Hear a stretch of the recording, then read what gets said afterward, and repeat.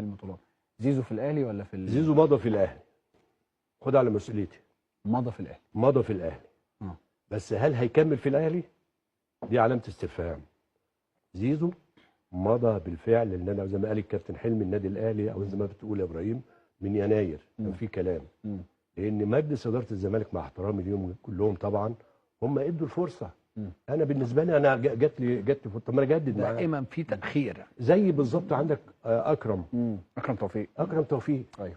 قال لك لا مضيت، لا ما مضيتش، لا عاوز ارجع وبتاع. النادي قال له خلاص شوف حالك خلاص.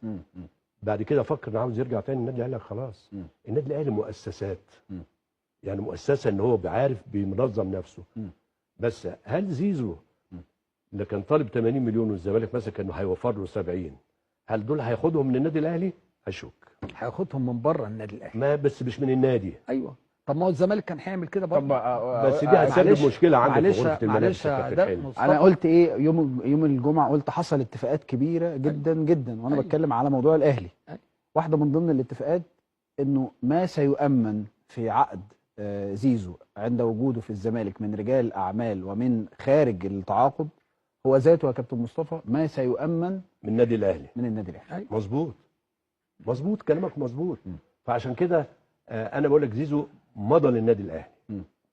انا